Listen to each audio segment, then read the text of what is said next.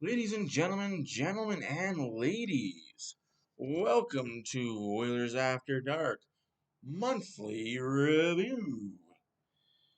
This time, my name is Matt. Thank you for watching. Comment, like, subscribe, tell all your friends. We are real Oilers talk for the real Oilers fan. So this month we're going over the month of December. This is episode 55. Yes, that also says November 30th. It is key to what I'm about to say. I will go down each game and say one loss, who was in net. Just basically, and I'll review what I predicted. Yes, I predicted 10-5. They ended up 7-6-2. Still a damn good record, all things considered. I remember in the preview, which will be the next video I do for the month of January, a January preview, four players that I thought were going to excel, and two players that I thought would either not meet expectations or take a step back. Well, let's dive right into it. November 30th, we played against the Chicago Blackhawks in Chicago. That was a win. Stuart Skinner was in net. Following night, bingo, bongo, bango, back to back, we have Campbell in net in Minnesota. A tough barn to play in for anybody, whether you're an Oiler, a Flame, it don't matter. Minnesota's a tough barn to play in. We get a shellacking, 5-3. Some on Campbell, a lot on the defense. Plays that shouldn't happen at the inopportune time. So we start the month off 0-1. Not happy about it. It is what it is.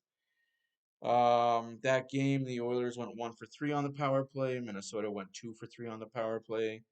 Shots were 30 for Minnesota, 21 for Edmonton. Got outshot, out power played. You get the gist. Um, we move on to the next game on the calendar. On the third against Montreal, a win, a well-needed win, 3-2. We play against Washington 2 nights later. We lose against Washington, 3-2. Make that the final. Again, Oilers scored first, Washington tied. Oilers scored second, Washington tied, and then Washington scored. Oilers were 1 for 3 on the power play. Washington was 0 for 1. Shots were 50-30 for the Oilers. Oilers outshoot a team and lose. Might be a theme for the month. Pay attention. The goaltender that night was Skinner. He played great. He played good. He played well enough to win. Oilers played well enough to win. Just things happen. Things happen in games. Life goes on. We move on to the next one, which was that was one of them games. One of them games. We were playing against the Arizona Coyotes. Skinner gets the start in this as well. Redemption game for what happened to him against Washington. Oilers win 8-2. It wasn't pretty. Not even a little bit was it pretty. So again, 8-2 victory. Oilers scored early. Oilers scored often. It was a shellacking. The power plays were 2 for 5 for the Oilers, 0 for 2 for Arizona. Shots were 35-18 for the Oilers. Now they're starting to pick up shots. All of November, they refused to shoot. Now they're shooting. They've become a good shooting team. We go on to the next game. We play against Minnesota in Edmonton. It is a 5-2 victory for the Oilers. Again, Oilers scored early. Oilers scored often. Stewart was in net for this game as well. He's starting to roll. He's becoming the number one go-to ifo facto guy. And when you look at what I say later on in the video, you're gonna see he's taken over the number one net because the backup gets the shitty back-to-backs and the 6 games and 8 nights, like you're gonna see here. The one with the C's are Campbell. The back-to-back obviously is the backup goalie plays those games. It is what it is. That's the role Campbell finds himself in right now. It's up to him to work himself out of it. Ooh, that's painful in the heart. So again, Oilers win 5-2 against Minnesota in Edmonton. Shots were 44-38 for Minnesota. Oilers get outshot, but they have a bend but not break defense. They win the power plays. Thankfully for that, they went 2 for 3, like I said, and Minnesota went 1 for 5. Winning power plays wins you games. Pay attention because that may come up later on in this video as well. A little bit of foreshadowing, as they say. We go on, we get 2 days off, and then we play Minnesota on the 12th. We lose 2-1 in Minnesota. Remember how I said at the start of the month? Doesn't matter who's in net, Minnesota seems to win in Minnesota. We get scored on first, we tie, they score late. Well, not late, but they score in the second period and just lull you to sleep. The whole third period was boring. Shots were 30-21 for Minnesota. Power plays 1 for 5 for Edmonton, 1 for 3 for Minnesota. Skinner got the start in that. Next night, we had Nashville. Again, back to backs. Campbell got the start.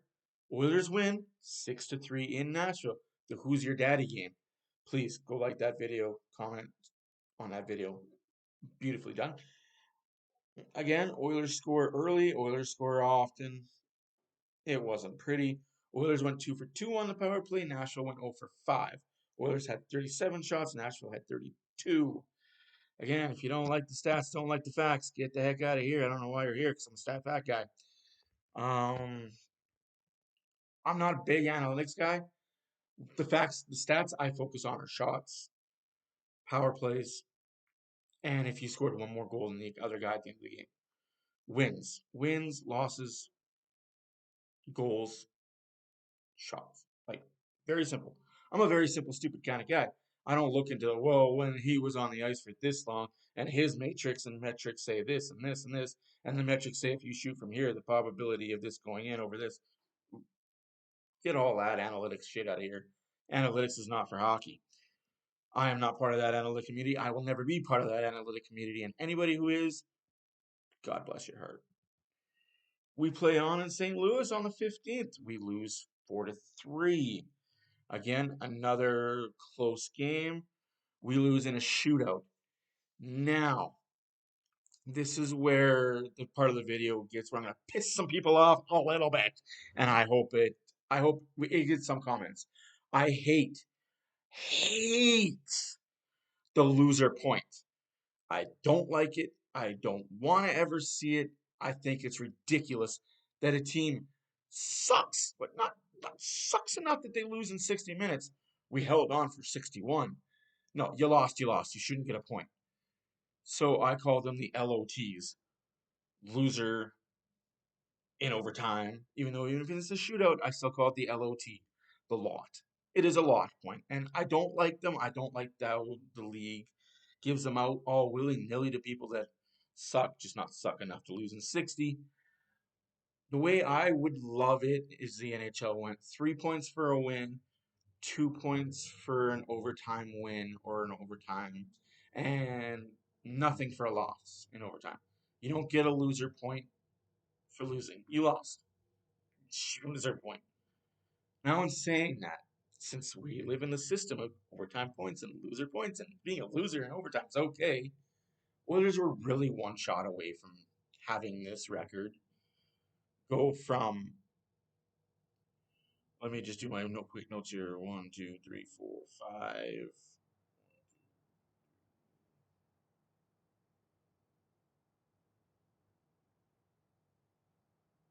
Like, honestly, the Oilers were one shot away from having 1, 2, 3, 4, 5 wins, 3 losses. They're one shot.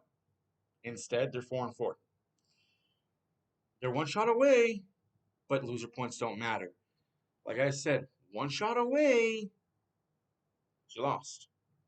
So I guess throw it out the window. Who cares what I say? But I still feel like they played well enough to win that game in St. Louis. They were one shot away. You score that goal in overtime, we're not even talking about that loss. We're talking about a win. We're talking about a 2-game win streak. Anaheim's up next on Saturday in our building.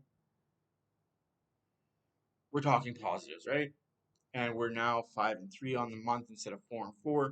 My projection was looking good. Instead, we're 4-4. We're playing Anaheim on Saturday night. and we lose 4-3. We have probably one of the worst games the Oilers have played this month. And I'll get back to games played because I do like to take the two best games, throw them out, the two worst games, throw them out, and go with the average of the middles. They played an AHL goalie. Oilers went down early. Sorry, Nurse scored first. Then the Anaheim Ducks scored three in a row. The Oilers had to battle back. But we know how well the Oilers are at battling back this year. They're doing it way too often. Shots were 49-17. There was no excuse in hello. You take 49 shots, you got to score more than three. That's just my opinion. Again, they lost. It was a regulation loss, which stung even more. And yeah, Skinner was in net. Oilers went 2 for 6 on the power play. Again, coming back to power plays, killing you. And Anaheim was 1 for 2 with 17 shots. Now we move on because that's what we're going to do. We're trying to get through this quickly, but not too super quickly. Like I wanted to touch on points. We can move on. We're in Nashville. We're back in Nashville for the Who's Your Daddy tour. Unfortunately for the Edmonton Oilers, lost in overtime. Got another lot point, right? And again, that's where I say, had that shot went in, had they got one more shot in net on goal in the net, we're talking about them being five. We're talking about them being 6-4, not 5-5.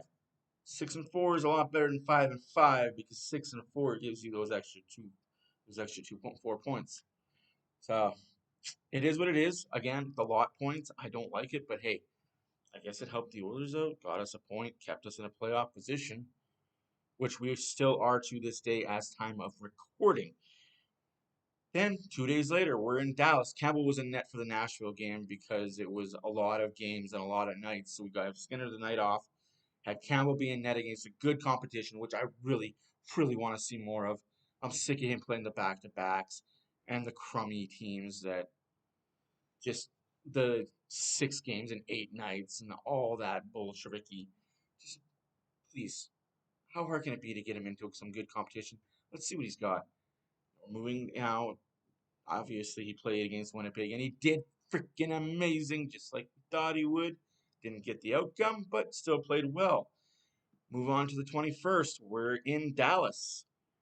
We get the 6-3 again, beaten on the Stars, 6-3. Janmark has his game of the month, game of the year. He scores 2 goals and helps out quite a bit. Oilers outshoot the Stars 34-27. See the theme here? Oilers are shooting a lot more. You're not seeing any single low-digit shot totals. Oilers went 1 for 2 on the power play. Power plays who needs them. And Dallas went 1 for 4 on the power play. Skinner was in net, played well, played amazing. Definitely part of the reason why they won that game. So we move on. We're now through Dallas, and we're playing against Vancouver right before Christmas break. And, should have won, had to have won, could have won. Oilers take 23 shots, score the first 2 goals of the game. They're up 2-0. They're laughing, right? They're going up against Delia. Again, Derek Ryan scores, McDavid scores, Skinner's in net. We're laughing. Final shot total is 33 Edmonton, 30 for Vancouver. Vancouver 1 for 2 on power play. Oilers skunkaroo 0 for 3. Remember what I said earlier in this video. Power plays are important. Power plays are key. Doesn't matter if the refs are going to call everything or don't call everything. When you get a fucking power play, you better score on it. At least when you get 2 power plays, you better score on one. You get 3 power plays. So you get 2 power plays, you better score on one. You get 4 power plays, you better score on two. You get 6 power plays, you better score on three. You got to be 50% on your game. At the very least, 50% on your power play through the game.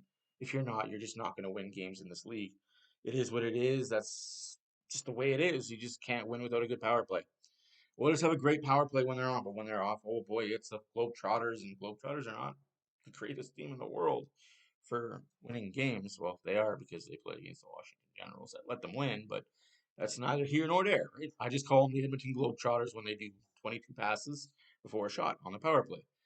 Christmas break happens. They all go their separate ways. They enjoy their Hanukkah, they enjoy their holidays, their Christmas, whatever they celebrate, they enjoyed it. They come back, and we've got the BOA in Calgary, and we win. Whew, I don't know how. I'm going to be completely honest with you. I don't know how they win this game, but Skinner was amazing. Skinner was a definite first star for this team the whole month. I'll be completely honest with you. Without Skinner playing the way Skinner played this month, we might not have been a 500 team this month. We could have been a 325, a 400, because again, you don't know. If you put Campbell in, is he going to rise, or is he going to let the 3 goals against, 4 goals against? To me, I honestly believe that 3 goals against is okay for Campbell. It's okay to let in 3 goals as long as your team scores the fourth. I'm old school mentality because I grew up in the 80s and I enjoyed that type of hockey. Let in 6, your team can score 7. Let in 5, your team can score 6. That's just the way I think about it. But a lot of people don't like that. Well, if your goalie is letting in 3 goals a game, that's not a very good. If he's got an 8.77 save percentage, he's not an NHL caliber goalie. So what? Is he winning? He's won more than he's lost this year in the toughest situations that this team could possibly have put him into. He's won. Anyways, we move on. We get the win against Calgary. Life is good. We're going to have a 2-day break again. We play Seattle on the 30th in Washington, and this is where it gets fun. This is where it gets fun, interesting. Call it what you want to call it. Unfortunately, Draisaitl is injured in the Calgary game and does not play the rest of the month. T's and P's to Draisaitl. Hopefully, he's okay. The Calgary Flame game was a kerfuffle. It? It was one of those games that was dirty and it shouldn't have been. It was nasty and it didn't need to be. It was a great hockey game. And then it was foreshadowed by the dirtiness of the Flames, which that's what Flames do. They don't win, they beat you in other ways. If they know they can't beat you on the score sheet because they've taken, sorry, I better roll that back a little bit. That game was all Calgary all the time. Calgary was 0 for 1 on the power play, but they had 47 shots. Oilers had 22 shots, were 1 for 3 on the power play. See, that's a pretty good power play clip. It's a pretty good power play. If you get 3 power plays, you should score 1. To go with my 1, if you get 2, you should score 1. If you get 3, you should score 1. If you get 4, you should score 2.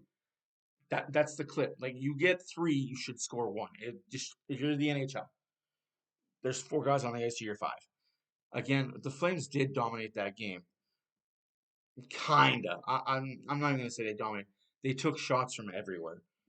Again, quantity over quality, but the quantity was definitely there, and the Oilers bent but not broke. They won the game. They got out of it, and we moved on to Seattle, where again Skinner got the start, earned it, deserved it, played.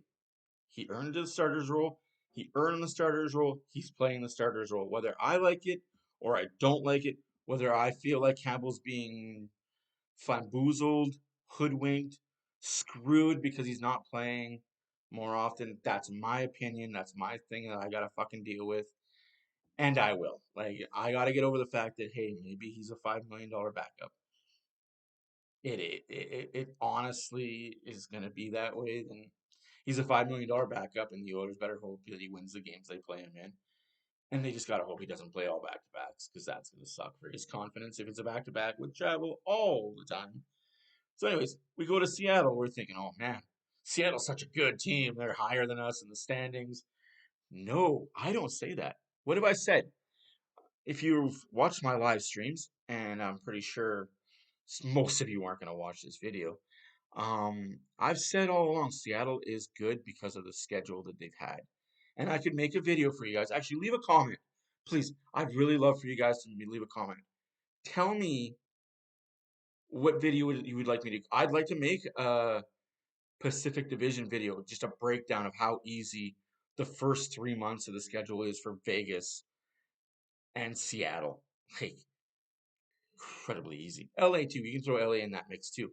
Whereas the Oilers and Calgary and Vancouver had such tough schedules in the Pacific. But that's just me. Let me know if you want to see that video. I've broken it all down. I've had it all written down. I'm ready to go. We go to Seattle. We win 7-2. Knocked the doors off of them.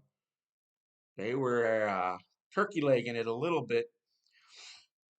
So we win 7-2. We scored early. We scored often. We got the goalie yanked. Again, shots.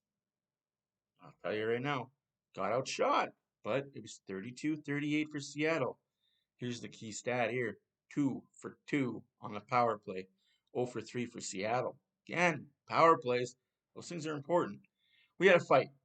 Now, I got into it with a few people, offline and online. Well, why didn't they fight against Calgary? Well, why? Why, with the people that they had on the ice against Calgary, who was going to fight Uyghur? Could you have gone up to him later in the game, said something to him, started pushing him around more? Cool, you could have. Problem with that, you hit Uyghur, who's coming after you. Big old Lucic. Uyghur's not fighting his own battles. Let's not kid yourself. Uyghur's not a fighter. Uyghur will hit you dirty and Uyghur will slash you and hack you, but he won't fight you. So you're going to fight Lucic? No, you're not. You're not winning that fight. Unless your name is Darnell Nurse, you're not winning that fight. And if your name is Darnell Nurse, you do not want to take that fight. You don't, because you're putting your best defenseman off the ice for a fucking goon who barely plays 2 minutes a game. No, bad trade. Seattle, on the other hand, what Holloway did, I respected and I admired, and I thought that was the right play. You got cross-checked twice. Again, I'm all for you want to play dirty area, expect to get hit. You want to play in the corner, you're gonna get cross-checked. You're gonna get whacked. You're gonna get hit. You go to the front of the net, you're gonna get a little whack on the back of the leg. You're gonna get a little stick to the ribs. You're gonna get cross-checked. You're gonna get bodied. You're in front of the fucking net where you're going to score. What do you think? The defense is just going to let you stand there? No. You got cross-checked. Cool. You went to the front net, got cross-checked again. Okay. You got cross-checked again the third time. Okay. You're looking over, wondering why the ref didn't call anything. Fine. Fair. I'm all for refs should call what's penalties. You claim to say NHL you don't want the cross-checking anymore, but clear as day, he got cross-checked 3 times and he didn't do anything. He turned around and said, all right, done. You want to cross-check me? You're done. He got hit. He got knocked. He got knocked over. He didn't get knocked out. Didn't. He lost the fight, but man, he showed his team that he's willing to fight. He's got the grit. He's got the bulldog mentality. Oilers got scored on while he was in the box. It's okay. Anyways, again, played against Seattle, scored 7 goals. We're living the high life. We're going to Winnipeg next night, New Year's Eve, December 31st. Campbell's in net. Back to back. Campbell's in net. All right, we're already thinking the worst, right? Campbell's in net. Back to back. Jets score early.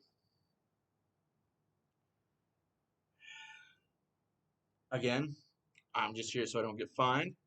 Go check out my earlier videos to know what that means.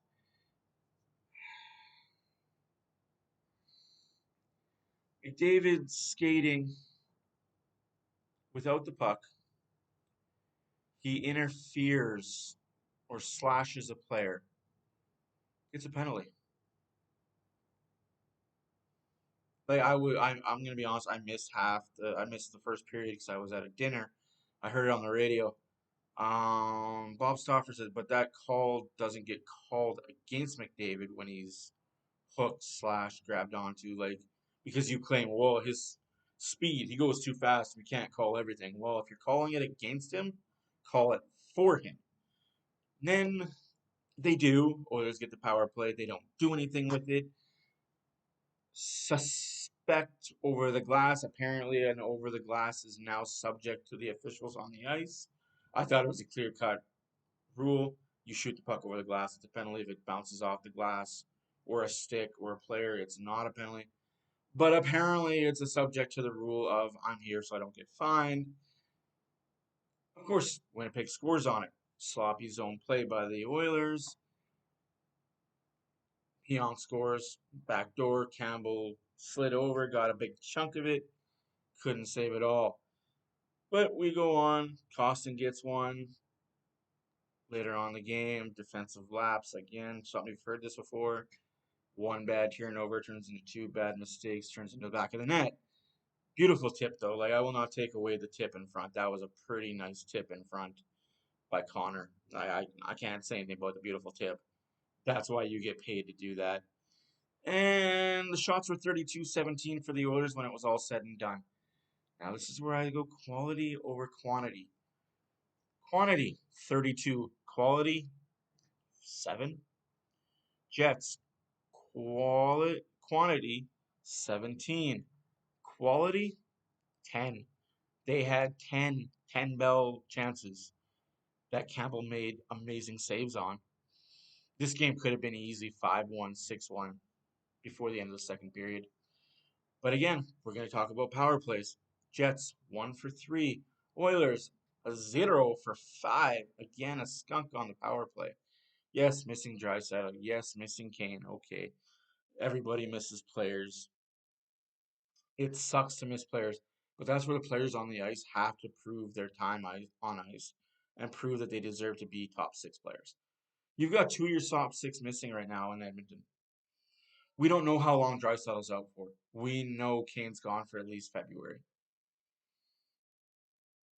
It's time for somebody in the bottom six or somebody in this organization to say, hey, I want to be a top six player. Give me those minutes. My heart of hearts, and I will get to it in the players to watch for from the month of December and who I thought should have got a better shake and he didn't. But again, it is what it is. I'm just here so I don't get fined. Oilers lose 2-1 in a heartbreaking fashion. They did everything they could to win the game. Hollebuck was Hollebuck. He had his one game in 10 of I'm going to be an amazing all world Vesna winner goalie where I can stop everything and everything. I mean everything. Everything. Again. So that was the month of the games. Campbell played 4 games. And now we're going to get into the players that I chose to watch. I got to turn my chair. So player that, like I said, I predict them to go 10-5. They went 7-6-2. I'm wrong. I eat crow. It's okay. I'm okay being wrong. Let's hope I'm not wrong 2 months in a row. Otherwise, that's not good. So we go players to watch. I said Costin was the first player I wanted to watch. I have a feeling about this kid. He's going to be a player to watch for more months than he's going to be able not to watch for. But now I guess because he's had his breakout, I don't need to put him for the next month. We will see. 15 games played, 5 goals, 5 assists, 10 points, plus 5, 12 shots. The other player I said to watch was Yamamoto. That was before I knew Yamamoto would be hurt. I knew he was. Let me slow my thoughts down. That was because I knew he was going to come back. I thought he'd come back at the beginning of December to play the full 15. He played 13 games, had 2 goals, 4 assists, 6 points, plus 2, 19 shots. Now this is where it gets convoluted, and I'm kind of angry because I don't want to put Campbell up here as a player to watch because he didn't play well and his stats and numbers kind of hurt. Why I was trying to get him to watch because I thought he'd play more. But it is how this is going. Skinner's net now. He's going to play. I just got to get used to it. Skinner, 11 games played, 6 wins, 4 losses, 1 lot, 365 shots, 29 goals, 336 saves. He was a busy guy for those 11 games. Fuck, Oilers gave up way too many shots. Campbell, 4 games played, 1 win, 3 losses, 1 lot. 114 shots. So he played 4 games and faced 114 shots. Oilers they got to tighten up on that D. 14 goals against, 100 saves on the nose. 100 saves in 4 games. That's a lot of work. That's unexcusable. Now, I'll stand up for this. I know I'm on a camera a little bit. My players not my players that I thought would have a down month or not live up to expectations that some had. Yanmark, 15 games played, 2 goals, 3 assists, 5 points, +1, 15 shots. That's not a very good month. You played 15 games and you only had 5 points. And my other player to watch for, even though I was hyping him up during some of it, Bouchard. I had a feeling Bouchard wouldn't be spectacular this month. 15 games played, 0 goals, 4 assists, 4 points, -3, and 20 shots. Ladies and gentlemen, 20 shots. First unit power play. You're the power play quarterback, and you don't have any goals. You got four measly assists. And all that ice time that you had, you have 4 assists. Clear as day, folks. As of right now, the Oilers are 38 games played, 20, 16, and 2, 42 points, or a +9 as a team. They had a +7 of the month. Goals for this month scored by the Oilers was 57. Goals let in again for the Oilers this month, 50. They're +7 on the month. They scored 7 more than they let in. That's good. That's a positive. That's something to work on. But man, that total right there scares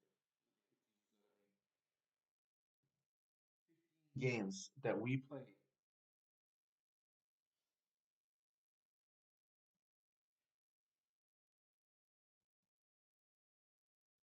You let 479 shots get to your goalies in 15 games.